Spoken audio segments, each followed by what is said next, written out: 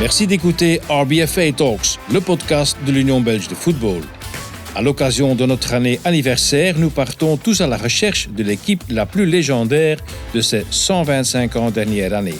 Surfez sur rbfa.be, composez votre Icons Team et remportez des prix exceptionnels. Afin de vous mettre sur la bonne voie, ce premier épisode est ainsi consacré aux gardiens. J'ai le plaisir d'en parler avec Thierry Luters, journaliste sportif, et l'ancien Diable Rouge et gardien Christian Piot. Je m'appelle Stéphane Van Loock, bienvenue dans notre podcast 125 ans Icons Team. Messieurs, bonjour, soyez le bienvenu ici dans notre petit salon, dans notre petite studio pour parler des gardiens de l'équipe nationale.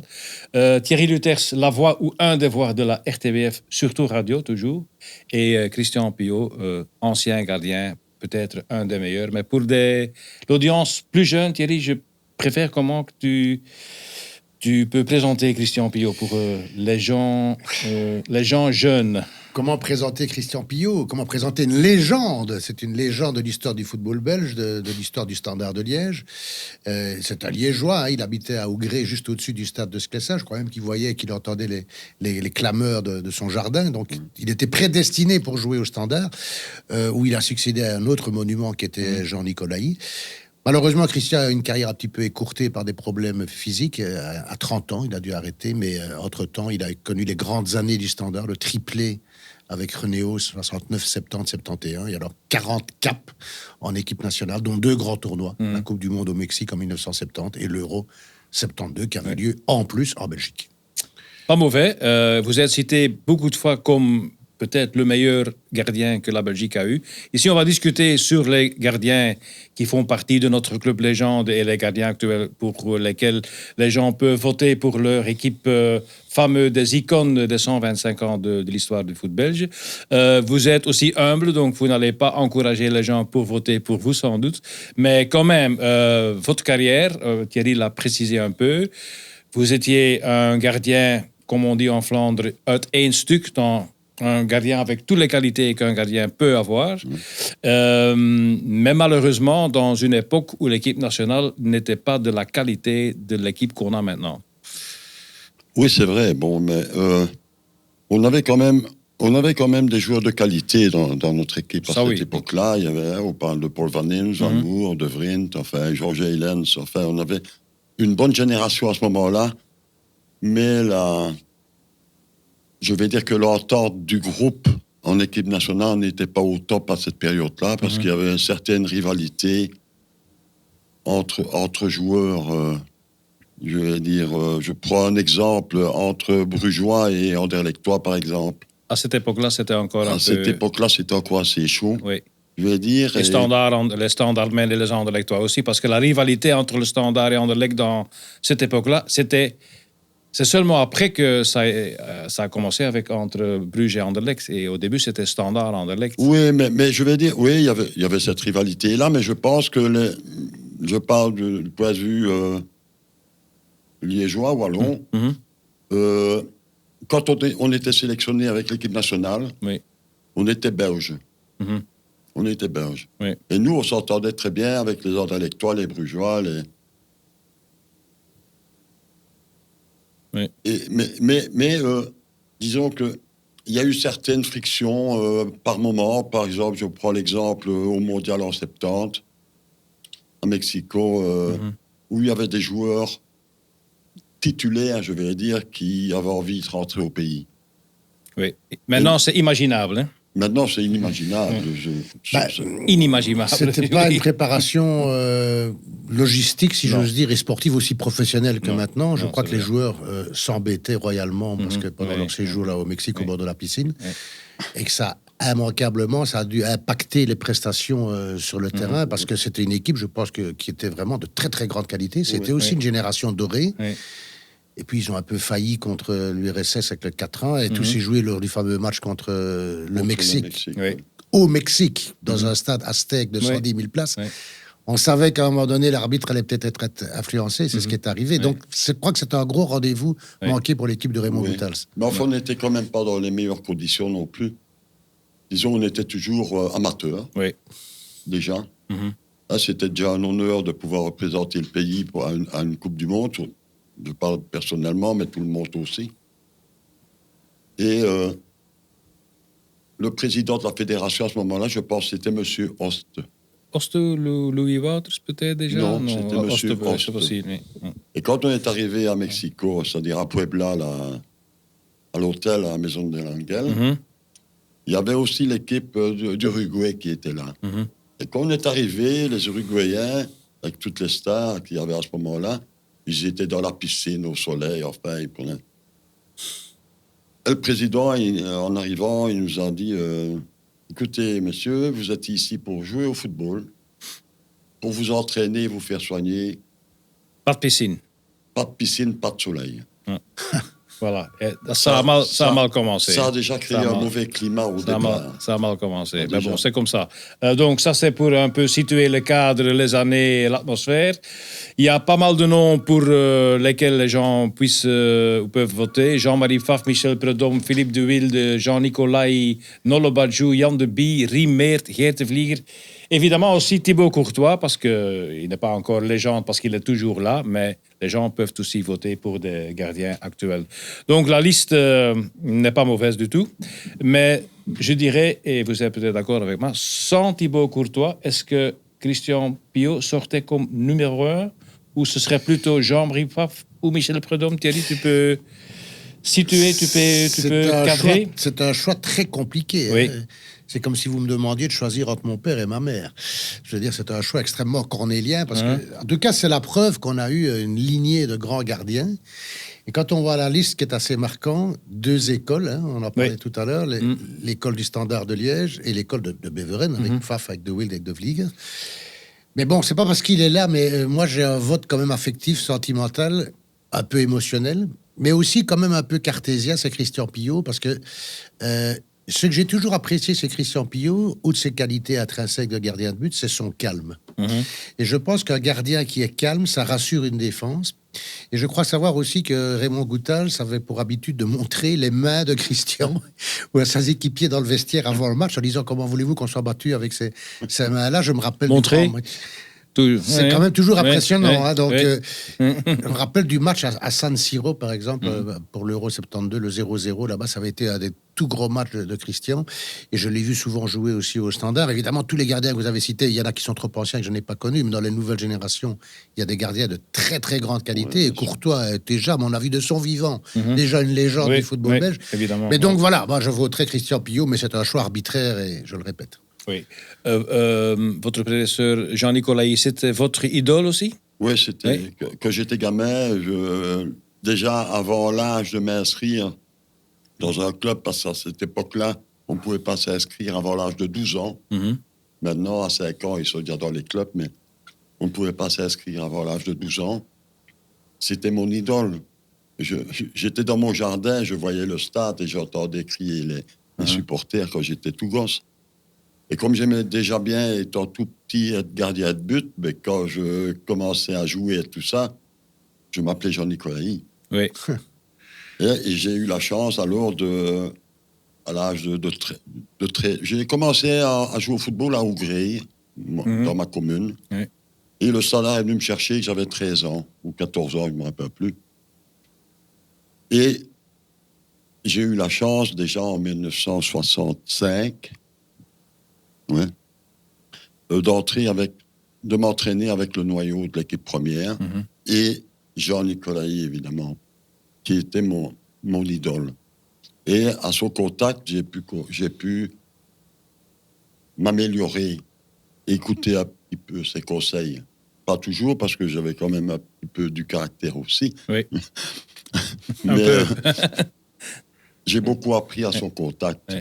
Parce que à cette époque, on en parlait tout à l'heure, on n'avait pas d'entraîneur de gardien. Ça n'existait pas. Ça n'existait pas. Autrement dit, les gardiens, on s'entraînait entre nous.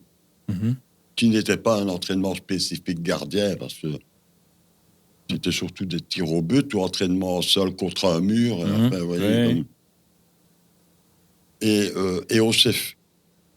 on a eu l'école des gardiens du Standard, on va dire. Bon, il y a eu Jean, puis moi, je lui ai succédé. Oui. Et Michel Et puis Prudhomme. Michel est venu. Oui. Parce qu'on s'est fait nous-mêmes. Mhm. On n'a pas été aidé par personne à ce moment-là. Ça, c'est encore un point C'est quand même à incroyable. mentionner, que Oui, ce sont devenus des légendes sans avoir un entraîneur oui. qui était spécialisé. Ah oui, oui, Oui, oui. et l'avènement de Prudhomme, c'est par un concours de circonstances incroyable, puisque Oui. Christian s'est Oui. blessé, Crucifix s'est blessé, Oui. et Prudhomme, sous Crucifix, Robert oui. Wassège, Oui, à c'est l'époque, a commencé un match à Anderlecht, vous parlez d'un Oui, baptême exact, du feu. oui. Et simplement mentionner pour l'anecdote que Christian, par la suite, est devenu entraîneur de gardiens, et notamment à Liège, petit clin d'œil Oui. quand même, Oui. qui est un petit peu l'ennemi juré du Standard Oui, à ce oui. moment-là. Et alors, si je peux encore donner un argument en faveur du choix de Christian Pillot, Allez-y. c'est quelqu'un qui a toujours été d'une très grande humilité, vous l'avez dit Stéphane, d'une très grande modestie. On est venus en voiture ensemble aujourd'hui, et puisqu'on habite tous les deux en région liégeoise, et alors il m'a fait une confidence assez émouvante, il m'a dit: mon plus mauvais match en équipe nationale, c'est contre l'Allemagne, la fameuse demi-finale 72 à Anvers devant 60 000 personnes, 2-1, avec le doublé de Gerd Müller et un but de Paul Nice. Enfin, la suite, je vais vous la laisser raconter. Oui, moi, je l'ai dit tout à l'heure à Thierry, être sélectionné en équipe nationale, c'est vraiment un honneur de représenter son pays. Et moi, j'ai toujours fait un maximum Mhm. à chaque match. Et vous aviez Comme aussi, avec le Standard, oui. par exemple. Hein. Et vous aviez aussi le soutien vraiment de Raymond Goethals, qui Et était un adoreur de vous aussi. J'avais M. Goethals qui Hein. était fort derrière moi, qui m'appréciait, je vais dire. Une petite anecdote, par exemple, quand il faisait sa théorie avant un match au Ezen, il la faisait en général en flamand, mais avec son flamand bruxellois. Mhm. Hein. Et il disait tout le temps aux autres joueurs, Christian, je t'expliquerai après. Hein. Voilà. Mhm. Il disait, ça va. Et il faisait sa théorie, et je comprenais la moitié déjà, mais... Mhm. Et quand il avait fini, il disait, attendez les gars, je vais expliquer à Christian. Hein. Voilà. Et alors il m'appelait Fieux. Hein. Fieux ou Pio. Hein. Ah Jamais oui, Christian. Fieux. Hein. Ah, ok. Fieux ou Pio. Jamais Christian. Ça va, Il Fieux. disait, ouais. Et Pio, on ne prend pas de goal, on a un point, qu'il me disait. Ça va, on peut aller. Ce qui n'est pas faux. Non, non, pas du tout. Pas du Ça, tout. c'est... Bon, et alors, j'ai toujours fait un maximum pour mon équipe, que ce soit l'équipe nationale et le Standard. Et en demi-finale contre l'Allemagne, à Deurne, j'ai pris un premier but que je ne devais jamais prendre. Je n'ai pas anticipé assez rapidement ou quoi, et je me suis retrouvé à un moment donné en troisième ligne, c'est-à-dire il y avait Müller, Thyssen et moi sur un centre, et je suis tombé trop court. Mal jugé ou Mal jugé, ouais. oui. Et peut-être que... Et là, je suis évidemment tout de suite que c'était de ma faute. Et peut-être que ce but-là qui avait été fait, peut-être à moitié de la première mi-temps, je ne sais plus les minutes, parce que ce n'est pas un beau souvenir, a peut-être influencé mon match. Ah oui. Mais bon, j'ai continué mon match normalement, et j'ai pris un deuxième but de Müller, qui là, je ne suis pas à 100% responsable. D'ailleurs, après le match, je me suis excusé devant tous les joueurs dans le vestiaire et l'entraîneur en disant, écoutez les gars, désolé, c'est pour moi. Et tous les joueurs ont dit, Christian, tu te tais maintenant, parce que si on est là, c'est grâce à toi. Voilà, oui. Ouais. Oui. Il dit, merci les gars. Hein, mais bon. Oui. Vous voyez, alors, c'est pour ça que j'estime, moi je pense que c'était surtout pas mon meilleur match que j'ai joué. J'aurais dû faire mieux. Oui.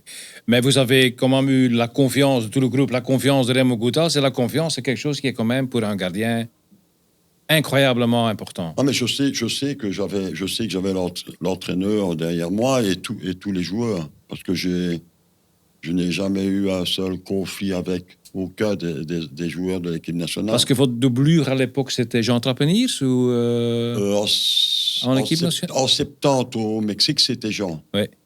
Que je pensais que lui aurait joué d'ailleurs. Parce que moi, je n'avais encore joué que 2 matchs en équipe nationale. OK. Uh-huh. Et au Mexique, c'était Jean. Et en Anvers, je me demande si c'était pas... Beaune? Non, Fernand, c'était avant Fernand Jean Beaune, Nicolaï. oui. Mhm. Je me demande si c'était pas Luc Sanders. Ah, Luc Sanders, oui, de Bruges, c'est possible. Oui. Je pense que c'était peut-être Luc. C'est possible, oui. Avec qui j'ai toujours de très beaux rapports, d'ailleurs. Oui. Mais bon, la confiance pour un gardien, ça reste énormément... C'est important, Mais alors là, vous avez perdu votre place au moment qui avait plus Raymond Goutas comme coach fédéral. Ouais, mais Et ça, c'était une déception, je m'imagine. Non, c'est-à-dire que j'ai perdu ma place. Je vais vous dire, j'avais eu une blessure. On vient de parler de Van Heusden. Mhm. J'ai eu la même blessure que lui. En 76. Mhm. En janvier 76. Les méthodes des opérations à ce moment-là n'étaient pas comme elles sont maintenant. Ouais. J'étais opéré, c'était 6 semaines de plâtre, puis rééducation et tout ça. Et en avril 76, c'est-à-dire 3 mois après ou 3 mois et demi après, il y avait Hollande-Belgique à Rotterdam. Et M. Goutas, il prenait tout le temps de mes nouvelles pour voir comment ça allait. Hein. Et je vais dire 3 semaines avant la sélection, toutes les semaines, il descendait à Sclessin et il venait voir. Et je commençais seulement à courir un peu de peu. Et il me disait, ça va? Ben, je dis, oui, M. Goutas, ça va, mais... Et la semaine avant la sélection, il vient encore et il me dit, ça va aller, hein, je dis, M. Goutas, je suis pas prêt, moi. OK. Et je dis extra. Je dis, maintenant, je suis pas prêt. Mhm. Il fait sa sélection, puis au FAF, au rendez-vous à Bruxelles. Je dis, M. Goutas, je ne suis pas prêt, je ne peux pas jouer, moi. Et M. Goutas, il me dit, écoute, monsieur, écoute, monsieur, qui dit, c'est mon dernier match comme entraîneur avec l'équipe nationale. Je veux absolument que tu joues. Il n'était pas fan de Pfaff non plus, hein, Raymond Goutas. Non. On dit. Et alors, je dis, mais M. Goutas, je ne suis pas prêt, moi, je ne peux pas. Non, monsieur, je veux absolument que tu joues. Ben, je dis, pour vous, je vais jouer, mais je ne vous garantis rien. On est battu 5-0 à Rotterdam. Oui. Si je ne suis pas blessé, c'est peut-être 2 ou 3-0. Oui. Et le match suivant, le match retour, c'était Belgique-Hollande avec M. Thijs. Je suis allé à l'entraînement, j'étais convoqué. Mhm. Et je me suis entraîné normalement. Enfin, je commençais à me réentraîner normalement parce que j'avais joué avec le Standard. Mhm. Oui. Et M. Thijs, après l'entraînement, me dit, Christian, tu ne joueras pas demain. Donc, je dis, c'est vous l'entraîneur? Oui. Je dis, moi, parce qu'il dit, la presse n'a pas été tendre avec toi. Le rôle de la presse. Le quatrième pouvoir. Oui. La presse n'a pas été tendre avec toi. Qui me dit, c'est Jean-Marie qui va jouer. Je dis, il n'y a aucun problème, M. Thijs. Mais la prochaine fois que vous faites une sélection, je dis, laissez-moi chez moi. Hein. Je dis, je n'ai rien à faire sur le banc, moi. Oui, parce que vous avez 41 sélections et 40 caps, donc il n'y a qu'un match que vous avez. Ce match-là. Ce match-là. Ce match-là. Oui. Et après, le match suivant de l'équipe nationale, je ne sais plus. J'étais capitaine, en parenthèse, après. Oui. Ben, M. Thijs m'a convoqué. J'ai joué encore 5 ou 6 matchs avec lui. Hein. Oui. Mais sous Guité, c'était fini, la carrière internationale, pour vous. Non, j'ai joué 3-4 matchs Oui, avec voilà, lui. mais après... j'ai eu ma blessure. Voilà, c'est ça, oui. Comment vous jugez votre successeur, Jean-Marie Pfaff? Parce qu'il est considéré, en Flandre, disons avant l'arrivée de Thibaut Courtois, comme le numéro uno, ce qu'il déclare lui-même aussi parfois. Ouais.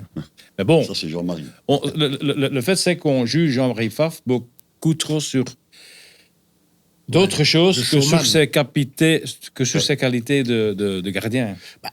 Évidemment, Jean-Marie Pfaff, ça me fait penser tout de suite à deux choses. La Coupe du Monde 86 et le Bayern de Munich. Bon, je sais que ce n'est pas le propos de notre discussion, mais moi, je suis allé à Munich avec Jean-Marie Pfaff lors d'un déplacement d'Anderlecht en Coupe d'Europe.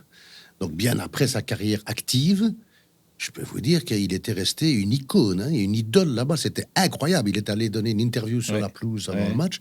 Donc, il a vraiment marqué durablement et le Bayern et l'histoire du football belge. Ça, je voulais le dire. Et au Mexique, ce qui est très curieux, quand vous revoyez, par exemple, le légendaire Belgique-URSS, le 4-3, le joueur belge qui a le plus le ballon, c'est Pfaff.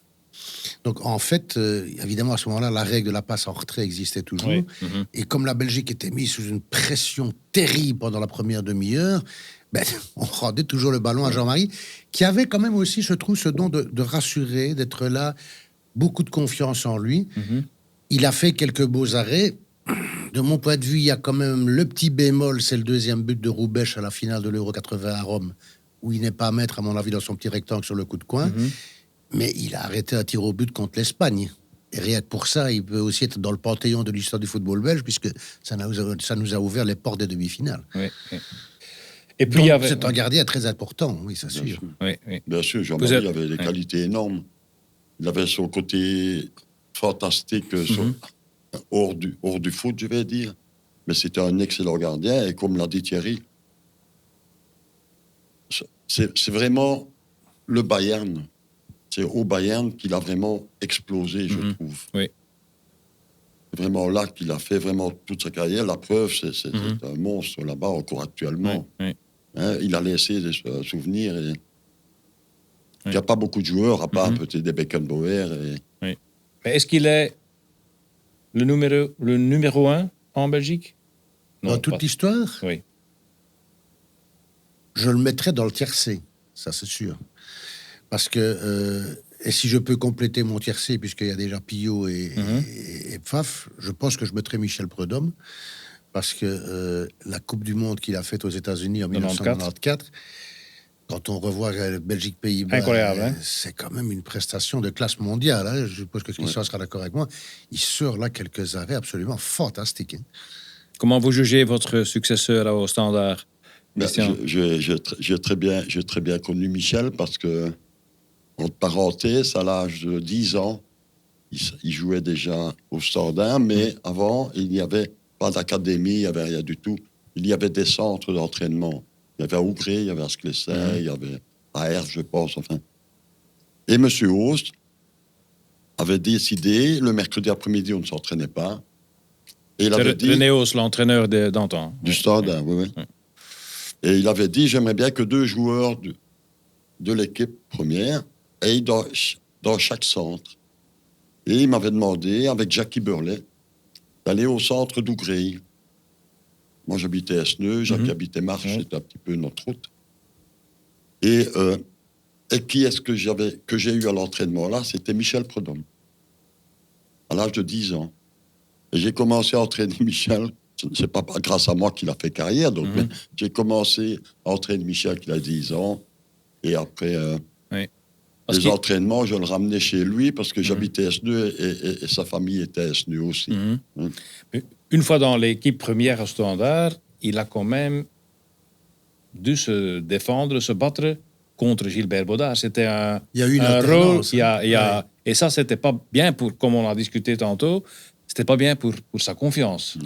Non, parce qu'il y a eu l'alternance avec Baudard et puis il y a eu la fameuse affaire Standard Waterschei. Il a été suspendu 2 ans et finalement, lui, comme Pfaff au Bayern, il a pris toute son ampleur à Benfica. Donc finalement, il a vraiment pris toute son envergure. D'ailleurs, il est allé à Benfica juste après la Coupe du Monde. Oui, à 94. Et c'est vrai que Michel Prudhomme, je le connais quand même très bien. Il m'a fait une confidence il n'y a pas longtemps.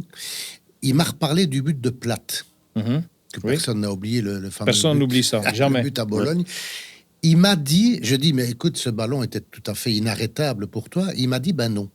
Il m'a dit, si j'avais été dans l'état de grâce du match contre les Pays-Bas, si j'avais une sorte de spasme, comme on dit pour un gardien, je pense que j'aurais pu aller la chercher, un peu le spasme que Courtois a eu à Genk Standard sur le tir de Nong dans le match décisif en 2011. Donc voilà, c'est une confidence de Prudhomme qui m'a étonné. Je ne sais pas ce qu'en pense un spécialiste. Oui, mais c'est vrai qu'un gardien, bon... Il pense toujours qu'on peut tout arrêter. Moi, en tant que gardien, j'espérais toujours arrêter tous les ballons qui venaient. Et même un ballon que après j'ai pris, après en réfléchissant, je disais, bon, peut-être que j'aurais peut-être dû faire ça. Et vous, on a toujours un petit regret de ne pas avoir fait peut-être le geste qu'il fallait. Mais Michel, c'est surtout à Malines qu'il a commencé à sortir. C'est pas trop. Enfin, là, il était vraiment le numéro 1. Il n'y avait pas de concurrence comme il y avait. J'oubliais Malines, c'est vrai. Oui, c'est ça, comme il avait. Et c'est lui qui a. Il y a eu à ce moment-là, en 93, je crois. Je crois que c'est 93. Il y a eu monsieur Cordier à Malines, oui. Et qui a un petit peu instauré le professionnalisme là-bas. C'est juste. Oui. Et Michel a été le premier gardien, à ce moment-là en Belgique, je pense, à demander un entraîneur de gardien. Lucien Hutt. je crois. Et c'est Jean Nicolaï qui est allé à Ah Malines. oui, Jean-Nicolas, Lucien Hutt, c'était après, il a amené Lucien Hutt à C'est Jean Benfica. Nicolaï Ouais, qui est allé à Malines entraîner Michel. Oui, c'est juste. Ouais. Et puis, alors, tous les clubs ont commencé à prendre des entraîneurs de gardiens. Oui, c'est ça. Ouais, Je crois qu'il était un peu à l'origine, Michel, au départ. Mhm. Ça serait venu certainement plus tard, mais d'avoir un entraîneur gardien. Parce que Oui. quand on voit maintenant l'évolution des gardiens, si on avait eu des entraîneurs gardiens à notre époque, peut-être qu'on aurait Ouais. été encore peut-être pu faire mieux qu'on a fait. Il y a Peut-être. encore des noms qu'on peut citer pour que les gens puissent savoir, pour que ceux qui peuvent voter. Philippe de Wilde, dans l'ombre de Michel Prudhomme, non? Beaucoup de sympathie pour Oui. Philippe de Wilde, mais mon souvenir reste lié à C'est l'Euro drôle 2000. que c'est un match qui peut... Et même deux, hein, parce ouais. qu'il fait aussi une erreur contre Ouais. la Suède qui n'a pas porté préjudice, puisqu'on Mhm. la Belgique a gagné, mais son erreur contre la Turquie, ça a quand même coûté. Je sais que c'est un petit peu condamné quelqu'un sur une seule phase de jeu, mais C'est dommage parce que c'est quand même quelqu'un qui vit toujours pour son sport, qui Ah est oui, oui, vraiment... c'est un passionné, mais Passionné. je pense quand même qu'il est un petit peu en dessous des noms Mhm. qu'on vient de citer, Oui. à mon avis. Oui. Moi, j'ai beaucoup apprécié Philippe. C'est un garçon qui est super bien. Mhm. C'est un excellent gardien. Oui. Mais on n'en parle pas souvent, mais quand on joue en équipe nationale, par exemple, il y a une pression qu'on n'a pas Extra. en club. Qu'on Ouais. n'a pas en club. Mhm. Et il faut être au-dessus de cette pression-là. Vous Mhm. voyez? Parce que j'ai connu beaucoup de gardiens, même au Standard, qui étaient excellents aux entraînements. Et quand ils jouaient en match, c'était plus les mêmes. Mhm. Et Philippe, peut-être, il avait peut-être difficile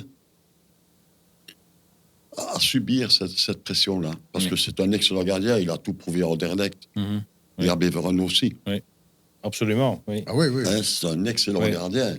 Quelqu'un qui ne souffre pas de la pression de l'équipe nationale, c'est Thibaut Courtois. Hein. Ça, c'est exceptionnel. Ça, c'est le mot qui... C'est très, très qui lui va le impressionnant. Et ce qui est très impressionnant aussi avec Courtois, c'est que malgré sa grande taille, je trouve qu'il est extrêmement souple. Oui, Oui. oui. Et il a joué au volley. Hein. Mhm. C'est une famille de... Son Oui. papa était un très, très bon Oui, volleyeur. oui, oui.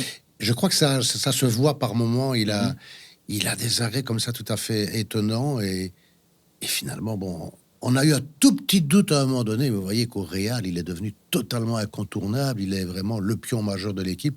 C'est la toute grande classe, quoi. Hein. Non, bien sûr, il a eu un petit creux. Il a eu un petit creux quand il était à Chelsea, oui. Mhm. C'est juste, Mhm. hein, Oui, quand il a eu sa blessure. oui, oui. Oui, ouais, des blessures, ça... Il a eu une ouais, blessure ouais. assez grave Ouais, aussi. ouais, ouais. Et quand il a commencé à revenir, je dis, Mhm. il me disait, tiens, ce n'est plus Thibaut. Mhm. Mais il lui a fallu presque une saison, je trouve, pour Kevin. Mais une fois qu'il est revenu à son meilleur niveau, la preuve, il jouerait à Madrid. Hein, il n'y Oui. a pas photo. C'est un gardien exceptionnel. Et vraiment, maintenant, de notre temps, on était gardien. On nous faisait des passes en arrière, on prenait la balle en Oui, main, oui. on dégageait. Oui. Mais lui, c'est vraiment devenu le gardien moderne Mhm. aussi. Oui. Parce qu'il faut savoir aussi bien jouer, je vais dire, au pied maintenant qu'avec les Mais mains. le premier gardien moderne, c'était, comme si je suis bien informé, c'était quand même Jean-Nicolas. C'était le premier à laisser sa casquette, le premier qui se sentait aussi joueur, il était libéraux. C'était Jean-Nicolas qui a introduit le gardien footballeur, Ouais, non?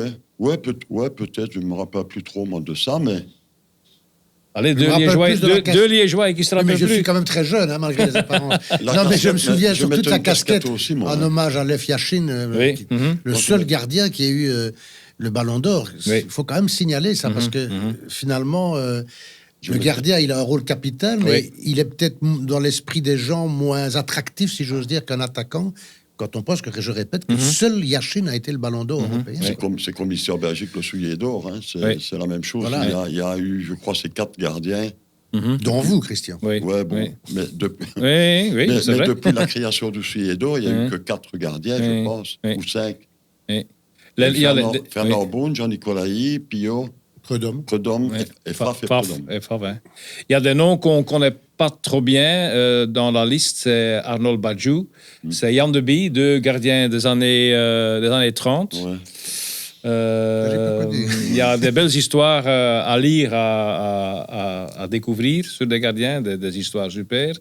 Mais bon, c'était de l'époque où il n'y avait pas de télé, il y a presque pas de photos, mais c'était des icônes de leur temps. Il y a Geert de Vlieger, notre collègue sympathique analyste en Flandre.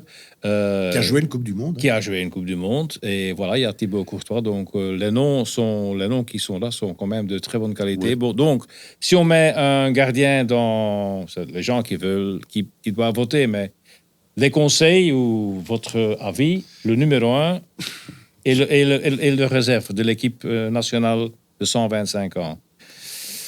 Je vais mettre Pillot Oui. et réserve, je vais mettre Faf. OK. Christian?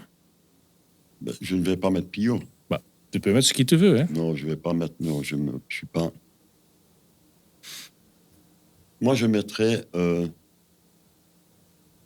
Il doit encore finir de pas prouver, parce qu'il a déjà prouvé assez, mais... Moi, je dirais Courtois et Paf. OK. Et moi, j'ai dit Thibaut Courtois et Christian Pillot. Voilà. Gentil. Donc, c'est déjà un bon top. Mais on est d'accord que Thibaut Courtois, c'est notre numéro 1 de maintenant, mais pas non seulement de maintenant, mais de l'histoire des gardiens belges. Et encore pour le futur. Et pour le futur. Ça sont de très bons mots. Ma devise dans la vie, c'est choisir, c'est renoncer. Donc, Voilà, c'est ça. le choix était très compliqué. Voilà. OK. Un très grand merci, Merci à vous, Stéphane. d'être venu ici dans notre petit salon pour discuter sur des gardiens. On a fait un bon choix, je crois, et je crois que Thibaut Courtois sera d'accord avec le choix, mais c'est à vous à voter pour le meilleur gardien des 125 ans de l'histoire belge du football. Merci, messieurs, et à la prochaine. Nous sommes arrivés à la fin de notre premier épisode, consacré à la recherche de l'équipe la plus légendaire de ces 125 dernières années. Merci pour votre écoute. Si vous ne voulez manquer aucun nouvel épisode, abonnez-vous alors à ce podcast via votre application podcast favorite. Ce podcast a été rendu possible grâce à notre partenaire ING.